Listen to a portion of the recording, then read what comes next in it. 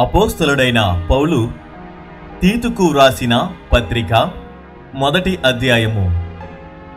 దేవుడు ఏర్పరచుకునిన వారి విశ్వాసము నిమిత్తమును నిత్య జీవమును గూర్చిన నిరీక్షణతో కూడిన భక్తికి ఆధారమగు సత్య విషయమైన అనుభవ జ్ఞానము నిమిత్తమును దేవుని దాసుడును యేసుక్రీస్తు అపోస్తలుడునైన పౌలు మన అందరి విశ్వాస విషయములో నా నిజమైన కుమారుడగు తీతుకు శుభమని చెప్పి వ్రాయినదే.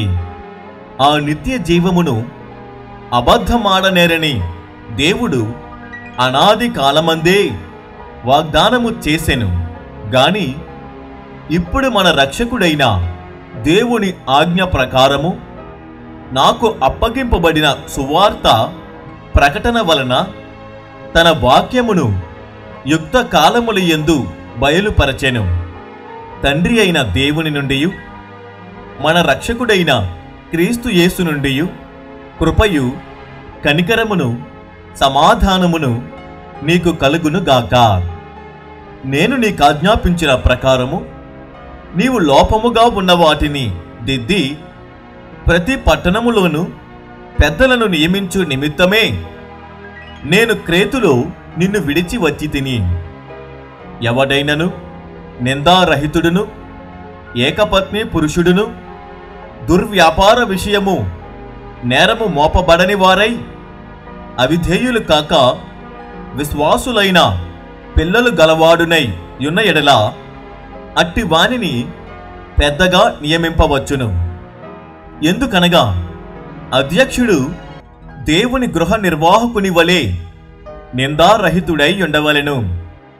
అతడు స్వేచ్ఛాపరుడును ముక్కోపియు మద్యపానియు కొట్టువాడును దుర్లాభము అపేక్షించువాడును కాక అతిథి ప్రియుడును సజ్జన ప్రియుడును స్వబుద్ధి గలవాడును నీతిమంతుడును పవిత్రుడును ఆశా నిగ్రహము గలవాడునై యుండి తాను హితబోధ విషయమై జనులను హెచ్చరించుటకును ఎదురాడు వారి మాట ఖండించుటకును శక్తిగలవాడగునట్లు ఉపదేశమును అనుసరించి నమ్మదగిన బోధను గట్టిగా చేపట్టుకొనువాడునై ఉండవలెను.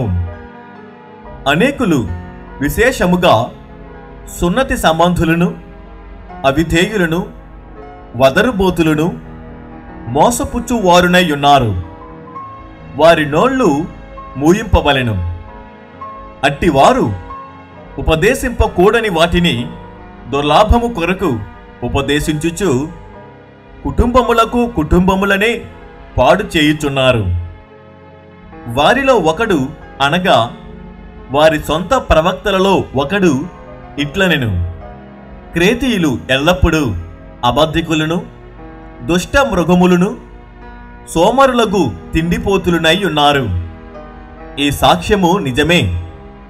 ఈ హేతువు చేత వారు యూదుల కల్పనా కథలను సత్యము నుండి తొలగిపోవునట్టి మనుష్యుల కట్టడలను లక్ష్య పెట్టక విశ్వాస విషయమున స్వస్థులగు నిమిత్తము వారిని కఠినముగా గద్దింపుము.